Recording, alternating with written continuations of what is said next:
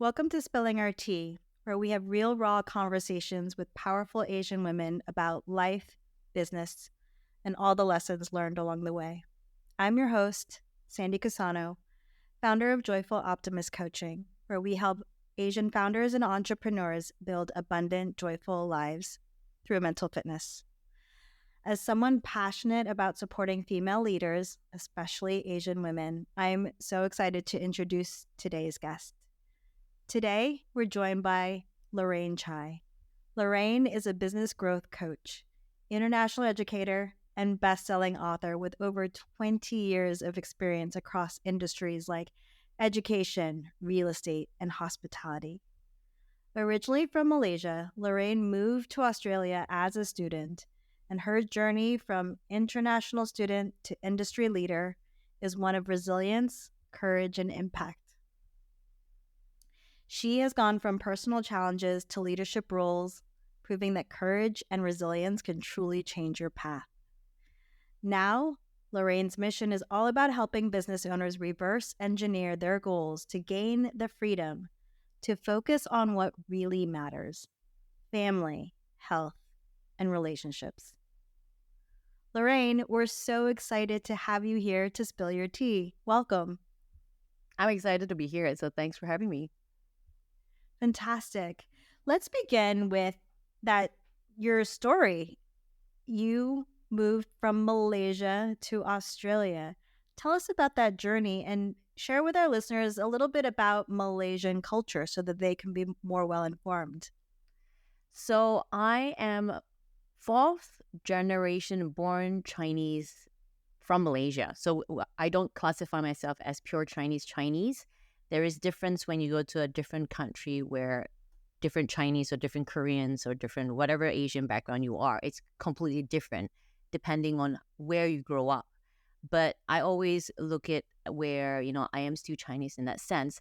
The process of migrating or moving to Australia as an international student was exciting because I wanted that freedom. You know how you watch movies and you're like, oh my gosh, that's like a new life, with your suitcase and you're arriving in an airport where you see like this new environment. It's a whole new adventure. When I arrived in Sydney, I thought I never left the country because there was so many Asians already. So, the thought process of, Asians are just moving around. And the thing is, I don't look Asians as Asians. I look at every single person as a individual human being where, we may have the same skin color, the same hair color, different skin color, different hair color, but we're all the same. And that's how I approach business. And that's how I've had to view myself or bring myself up in Australia, where it's only when I converse with people when I realize, oh, they see me as a foreigner, they see me as a woman, they see me as an Asian. But before that, to me, every individual is the same. I mean, we're all the same. It's just how you present yourself. So you have this very healthy, holistic approach, but you, in that, mentioned how often, as a woman, as an Asian, as a foreigner, you're kind of put into these different buckets. How do you deal with being looked at under so many different lenses? Well, as I grew professionally, as I grew status, as I grew my business, as I grew my reputation, there's so many times where I realized that that's how people view me. But to me, I want to be as good as a male CEO. I want to be as good as that female whoever. It's just I see it as a role. I want to be as good as that role, and I want to be better. So when I feel like someone's looking at me as an Asian woman or an Asian or a woman, like the question I ask myself straight away is, okay, how can I prove that I am as equal worthy, and how can I prove that I'm better? Because if they are going to view me as someone that is a minority, then I've already won the battle. It just speaks to the resilience that you've had to build as you've needing to overcome those things. Can you share now? You have shared along the way that you had some personal challenges that helped kind of make you who you are today. Can you share a little bit more about what those challenges were and how they impacted who you are today? Anything and everything. So as I told you before, is like it's already difficult being an Asian, number one. Number two, it's going to be difficult being a woman. So Asian woman is already difficult. How can we limit that where we can still continue to grow? How can we do things where it doesn't bother us, that we still are able to function at our best and even better? Because the whole process of growing and learning is to in the view line of the outcome of the end results. The challenges I faced growing up is the fact that I come from a family of doctors. So dad's a doctor, brothers now, I'm the oldest of four. Brother's now a doctor, my sister, number three, is a doctor, and my youngest brother's a dentist. Everyone's a doctor. The way that it was viewed back in the day was love my dad, love my parents, but dad was like, all right, the boys be doctors, girls be pharmacists, because boys are classified as better. And then the next thing on top of that was the fact that, okay, now as a boy, my brother after me, one of my brothers, he was saying, as a male in the family, I should get more inheritance because I'm the oldest son. And that's the common thing that we hear in the Asian culture, where the son is the one that holds the family name, the son is the one that carries on that legacy, hence he should get more inheritance, hence he should get more money. To me, that's very old school thinking. And the way I look at it is, why do I need to? I asked a lot of questions when I was young. So why do I need to have it bother me? Because that means he's just spoiled. That means he won't be able to, live on his own. He's always wanting support from parents. Where what I could do is I could go to a different country, a new country, build my career out from scratch, where I don't have to rely on parents, which means that I am able to support myself. I am able to look after myself, and I don't have to go back to mom and cry, say, Mom, I need help. Like, parents are not going to be around forever. So that's the way that I view things. It's like the way that I view my future, the way that I live is in the process where how much can I learn so that when I do come into trouble, I can take myself out of that trouble instead of running back home, instead of running back to that security, that job security, that, your partner, ex-partner, or your family. Like, how can I grow where I know and I've developed skills to be able to succeed and go beyond the challenges that I face? Wow.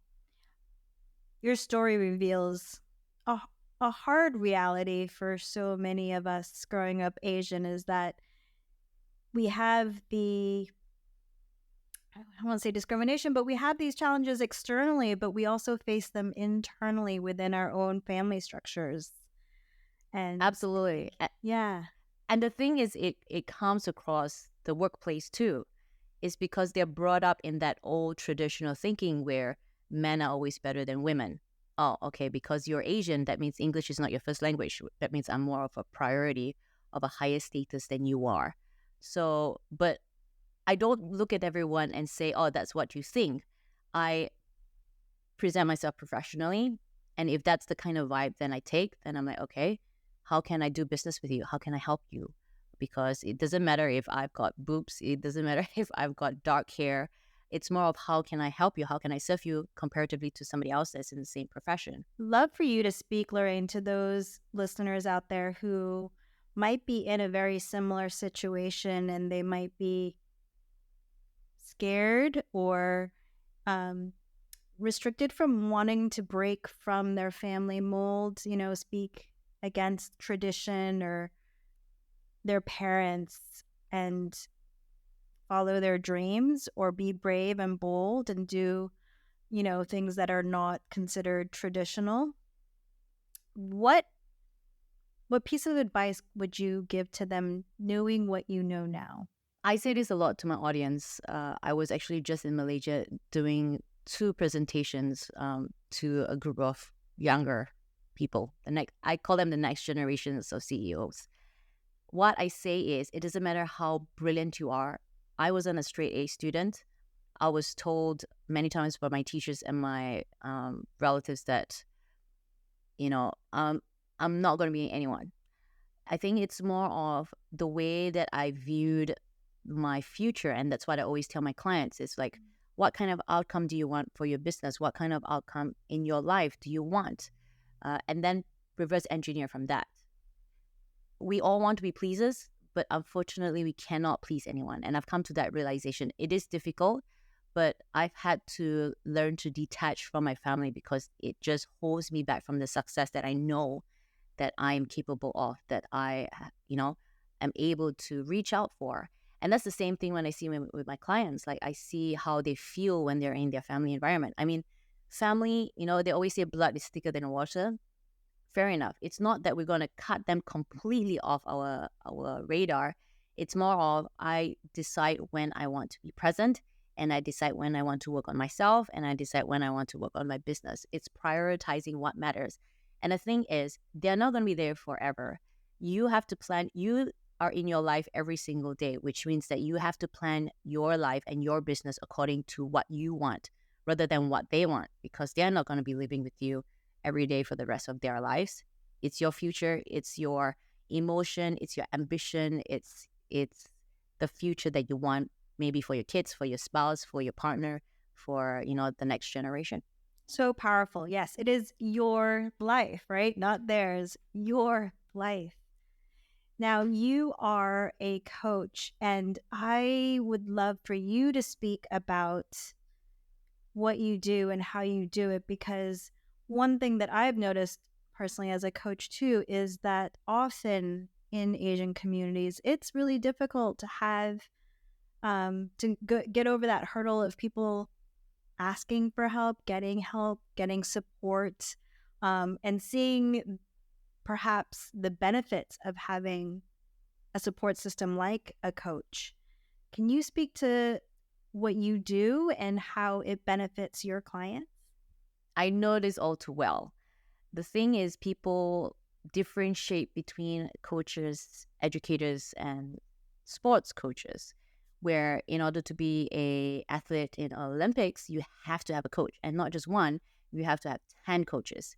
In the music industry, it's like parents would send their kids to lessons, right? You find a teacher to have lessons. You don't just go on YouTube and learn it from YouTube. Like, I mean, fair enough, teenagers do that, but which parents do that, right? And then this whole concept of coaching is like, why do you want to pay for coaching when you can just learn it online, when you can just go to YouTube, where you can just get it on a freebie? The thing about coaches is there is, we've got experience in the industry, and it's not just going to any Tom, Dick, or Harry. It's finding the right coach for yourself. And it's the same with your kids when you have, kids, when you're trying to find a music lesson. I always tell parents, I'm like, whether or not they're suitable in my lesson. Maybe the energy between me and the client it's not compatible. That's okay. You can find somebody else. There's no hard feelings, because there's so many coaches out there. There's so many educators out there. And then it's say, whatever I can help you, I'll help you. I'll give my advice. Whether or not you take it, that's a different story. Maybe the tone of voice I'm using is it's something where it doesn't make you want to do it. Maybe somebody else would have resonated better than yourself. So I always tell clients, I'm like, even if you stop having coaching from me, it's finding someone that matches with you. It's finding someone that goes all the way with you, not someone that just shows up every week, but someone that does the work with you as a coach, because that means your coach wants to see you succeed. It's not just words. It's the action. It's how much they want you to succeed as badly as you want, or maybe probably more. So yeah, that whole concept of coaching, it completely changed my life. Let's just put it that way. I grew up where Asian, right? I grew up where you buy the cheapest shit.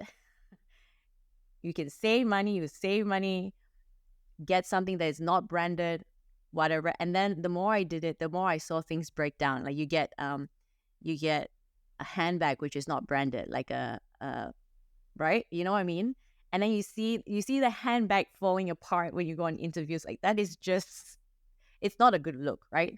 So it's leveling up your standards, leveling up your ambition, where, okay, I'm going to be of quality. That means I'm going to get quality stuff. I'm going to get a quality laptop that doesn't break down. I'm going to get quality camera, which shows a better look of myself. I'm going to get quality lightings that will last instead of breaking down every few months. I'm going to get a quality coach that would tell me what to do, because they are still getting coaches or coaching from someone better than them.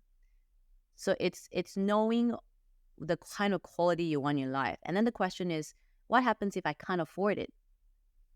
Or what happens if the coach or the person is not good?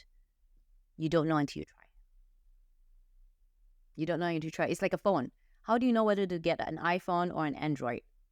You don't know until you try. Yeah. Thank you for putting that perspective, Lorraine. I think sometimes people are scared of the unknown, right? Scared of what they've never had that. But one of the most profound statistics I just heard the other day was that, more than a third, I think close to half of the Fortune 500 leaders in the world right now and business owners have a coach. And these are people that are quote unquote successful, that are doing well, that are at this top level, and yet they still invest in themselves to become better, right? To stay at the top. And I think that was a really poignant lesson that we can share with others too, is that it's about an investment in yourself, really, in how you Absolutely. want to perform. Because then the question is, well, I can do it myself. Yes, you can do it yourself, but at what cost? Your time with your family, your stress. So, yes, success, you can achieve that success by yourself.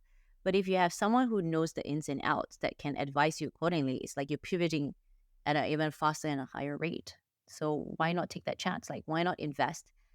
No matter how much it costs now, if you look at the cost in the long run, how much is that bringing in terms of revenue comparatively to how much you're spending? Totally. It's like the shit purse, right? How many of those are you going to get? Whereas, you buy the good one and buy one, you can have that for a lifetime, I know it because my mom would actually spend some quality money on some quality purses. And those purses look brand new. They're passed down to me now. I can use them. You can tell the difference. And I think that's the same thing, is that when you can invest in yourself, with a quality coach or a quality support system, you can really grow as not just a business owner or leader, but as a person.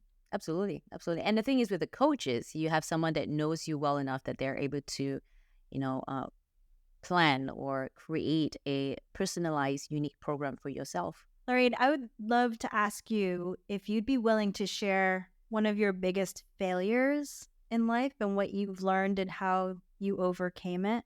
Oof, one of my biggest failures. I had a lot of failures. I think, I know, right? Which is considered as the biggest? I don't know. All right. What I can share is this one big one. And I don't really talk about it a lot, but it's more of the way that I value money came from this, and how I pivoted came from this. And this was me losing 6 figures of my life savings. I lost six. I was still a stingy person, maybe an average stingy person where I'm like, maybe not yet, or I'll do it later. Like all this excuse, right? I'll do it later, maybe not yet. Maybe if I earn X, Y, Z, then I'll do this. Maybe if I become this person, then I'll do this. All these excuses. You've heard it, you've done it, you said it.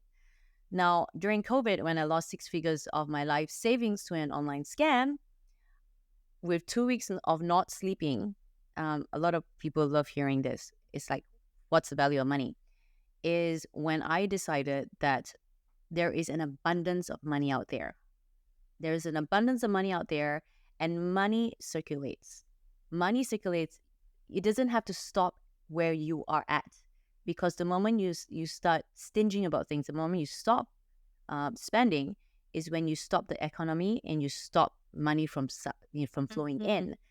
And the thing is, when you spend once, 2 times come back. When? It depends on how much effort you put in.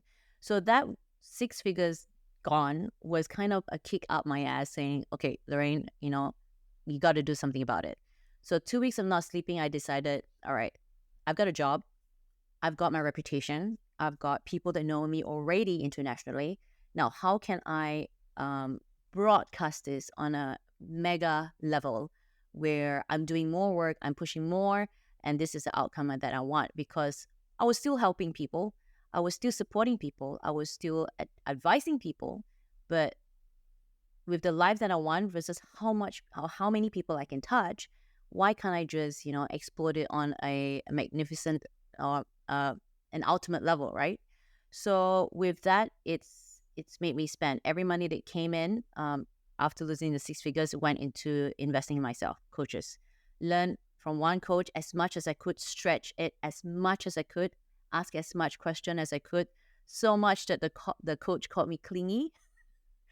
And it was okay because I wanted to know, like, I wanted to grow. I was like, okay, I asked my question. And if I didn't understand, I asked another question because I wanted to learn, I wanted to grow. If I was labeled clingy, well, that's okay. But that was my process of learning. Like, that's how my process works, because I'm the person that loves to learn, loves to grow. Outgrew that coach, went to another coach, learned as much as I could. Outgrew that coach, went to another one that was more expensive, continue learning.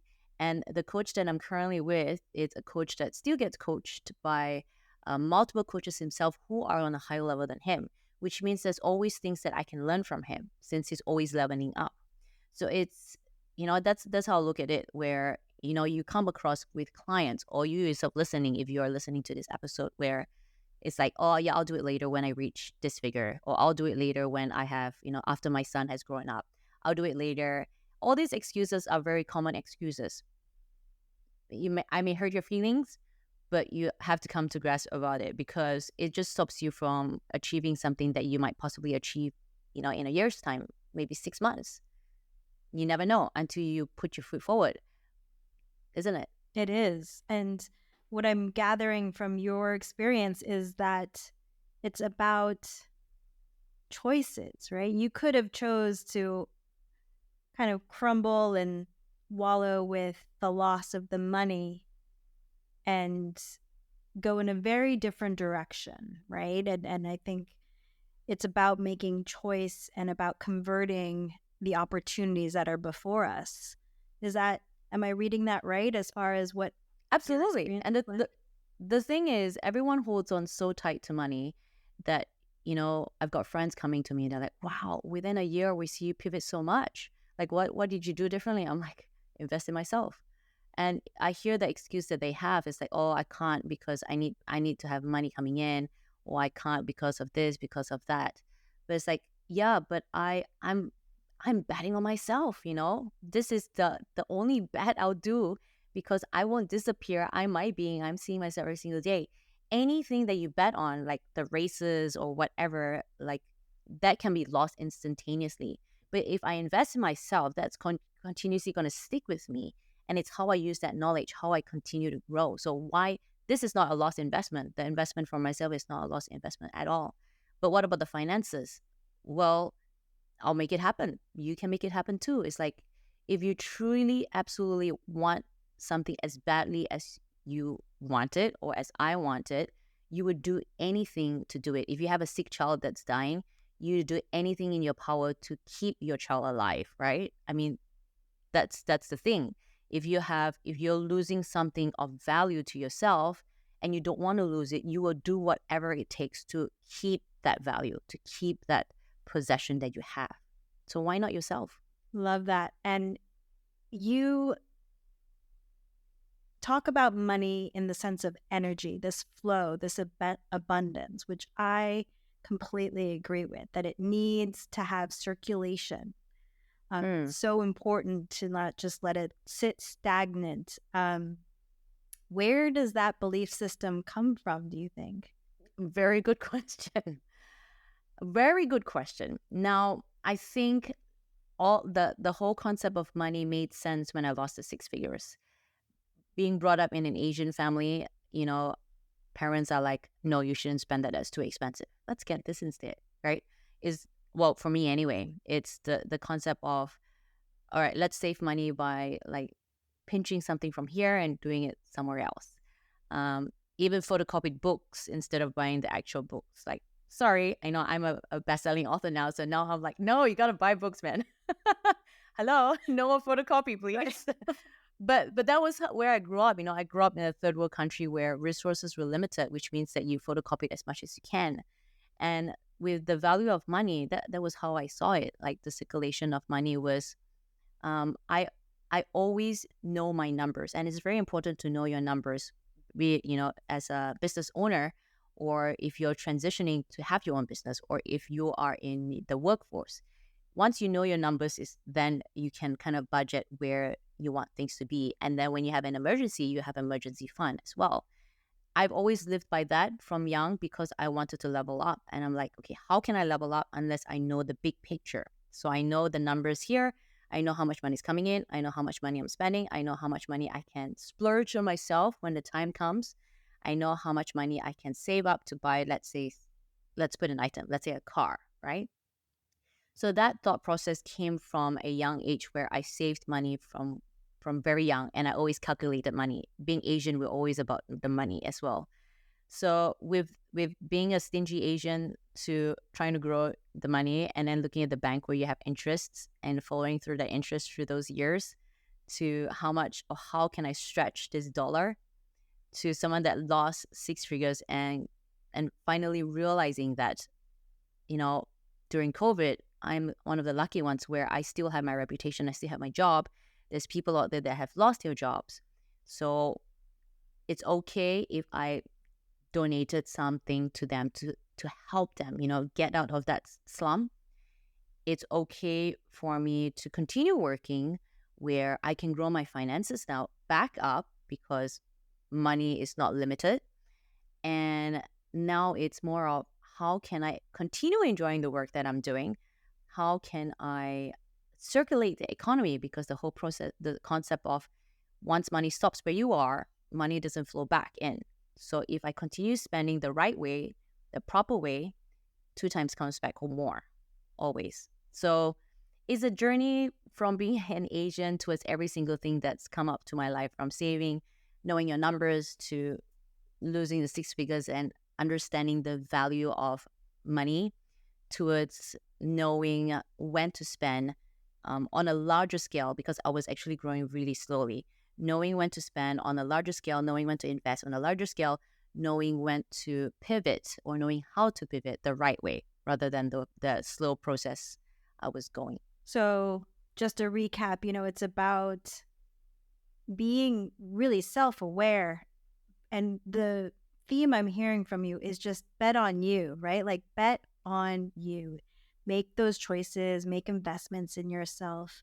Something that caught my ears as you were speaking about growing up, and it resonates with me within the Asian, our cultural experience is beautiful yet complicated, isn't it? And so for many of us, regardless of where in Asia we're from, we come from this complex history or tradition of either third world wars, just some level of strain when it comes to finances and security in how we live. And, my ancestry comes from Korea and Japan. And I think, especially on the Korean side, coming from the Korean War, there is this element where we had, it generationally came down this need to save or to be sparing in everything. To this day, I do this thing that my mom did and my grandmother did. They save boxes. They'll look at a box and be like, that's such a good box. And then they'll save it for something else. And it's an empty box on top of the shelf. I have don't open that door, because there's I have piles of these are really good boxes for this. I have really good paper bags for that, just these ways to, because you just never know when you'll, I guess it's this scarcity mindset of you'll never know when you'll need it, or you might not ever find it again. And it's just this, when you spoke about these ways that come down within our culture and tradition, the importance, I think, of what you're sharing too, is this ability to become self-aware and realize we're not in that state anymore, and that we can evolve to the way we think and the way we treat money and the way we have a relationship with money, right? And kind of move from scarcity to abundance. So we have to understand that our ancestors back in the day behaved the way they did because of the situation, as you said, right? Because of the environment. We have to understand that through the generation, we we too have to grow. I mean, as Asian back in the day, it was tough, right? My grandma was shipped to Malaysia to marry my grandfather, in my mom's side, and my other grandparents lived on a farm, so they grew up in that environment. We don't have to follow through that tradition because we're living in different countries as well. We're not back in our mother countries. So it's more of the growth. Like, how can I evolve to suit the current era, current generation? And it's like in our business in technology, how can I grow my business that suits the current era, the current generation, where AI is a whole new topic now. When back in the day, it's like we used to advertise on paper, on magazines and stuff. Now it's like you just go social media and everything's there. So how can you evolve as a person? And let's just take labels away, right? Let's take labels away, the fact that we're Asian, the fact that we're women. How can you evolve as a person internally as well as outwards into someone that we want ourselves to be? Because we have to stop. I think it's more of how can we stop labels? How can we put aside labels that it doesn't hold us back from who we are meant to be? Absolutely. Absolutely. It's not, you had mentioned it, I think, in the very beginning when we were talking, it's not about just being a successful woman CEO or a founder. It's about being that great founder. Full stop. Right? Full stop. Lorraine, can you share with our listeners, if they wanted to coach with you, what that experience is like? Like, you talk about reverse engineering and all these things. Like, explain to them what that experience will be like with you as their coach. A lot of my clients feel a sense of clarity as well as comfort being coached by me. I think there was one in particular that messaged me midway through, and she messaged me and she went, I can't do this anymore. It's too difficult. And the thing is, it's coming out of your comfort zone, right? It's coming out of your comfort zone to pivot into becoming a successful entrepreneur. So one day at 11 o'clock p.m., she goes, I can't do this anymore. It's too difficult. I just want to stop this. And I picked up the call. I'm like, let's jump on a call. Text, let's jump on a call. I know it's 11 p.m. and I'm about to go to bed. Let's jump on a call. Jump on the call, went into the core issue, like why was she feeling that way? Did something happen during the day? With me, I like to understand why my clients feel the way that they do, what kind of outcome they want, and it's leading towards that. So we understood why she was feeling that way. I talked her through the process. I talked to her about the outcome. Like, it's like going on a road trip, right? Sometimes you have to go through a bumpy road to reach, the destination that you reached. So I have to talk to her through that. And she felt much better at the end of the day. She's like, oh my gosh, like, I'm so glad you gave me a call because that was it. Like, I was just ready to pull the plug on my startup, but that was it. And then with the process with my clients is I see it from their success. So I know how it feels on every level. A lot of people don't know about this, but I used to be an extreme introvert and I used to be a stutterer. To someone now who is an international speaker, like, I love speaking on stage. You can bring me on stage, I'll speak on stage. And I use that growth that I have in terms of helping my clients network and communicate and present themselves professionally, where they reach clients that they want, like, good clients that they want. I've got clients that come to me, they say, wow, like just the way that I changed the outlook because I see you every day and it makes me want to do makeup and dress up well. And I see the difference because I've got clients going, wow, there's something different about you. I think it's the way that you present yourself. So, I help clients where they are confident in themselves, even though you're absolute scared shit inside, to portraying the person that you want to become up front in order to attract the clients, in order to attract quality networking people to help you through the business, to help you through the growth into the person that you are meant to become. Amazing. And where can they find you, Lorraine, if they want to become one of your clients? So you can, if you write my name on Google, it will pop out, Lorraine Chai. Otherwise, you can go on my coaching website, which is Solopreneur2, so the number 2, entrepreneur. And you can follow me on my podcast as well, the Solo to Entrepreneur podcast as well. It's a pleasure being on your podcast. but it's also sharing the knowledge, isn't it, between coaches and between other people.